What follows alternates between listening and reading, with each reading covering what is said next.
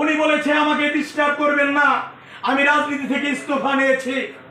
ওই ইস্তফাকারী নেতার অবর্তমানে বাংলাদেশের ভাবি প্রধানমন্ত্রী, যিনি সুদূর লন্ডন থেকে বাংলাদেশ জাতীয়তাবাদী দলের নেতাকর্মীদের খোঁজ খবর রেখে ওই সংগ্রামী জননেতা ইলিয়াস খানকে বটবৃক্ষের মতো নালিতাবাড়ি নকলার অভিভাবকহীন নেতাকর্মীদের পাশে দাঁড় করিয়ে আমাদের খোঁজ খবর নেওয়ার জন্য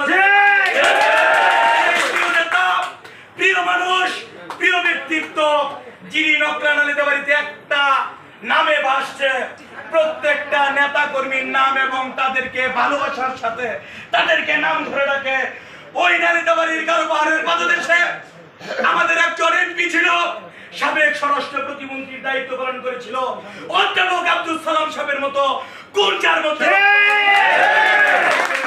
ইলিয়াস খান, উনিও আমাদের মতো নগণ্য মানুষদেরকে, আমরা ছাত্র রাজনীতি করেছি, আমাকে নাদিম হিসাবে রাখতে পারে। সাইমের মতো ইউনিয়ন ছাত্র দল করে, তাকেও যদি নাম ধরে ডাকে চিনতে পারে, এর চেয়ে ভালো নেতা আমাদের আর প্রয়োজন নেই। এমন নেতা এই অজপাড়াতে আমাদের আজকে এই গরু আলোচনা সবাই এসেছে, আমরা অত্যন্ত আনন্দিত, অত্যন্ত খুশি।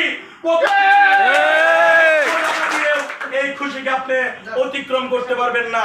আমরা আনন্দিত, আমরা উদ্বেলিত, আমরা 3 তারিখের প্রোগ্রামে এই আনন্দ, এই খুশির জবাব আপনাকে দেব ইনশাআল্লাহ। এখানে এসেছেন আমরা কলসপাড়া ইউনিয়ন বিএনপির সুযোগ্য সভাপতি জননেতা পবন আলী, সহ সভাপতি আব্দুল লতিফ, সাংগঠনিক সম্পাদক কবির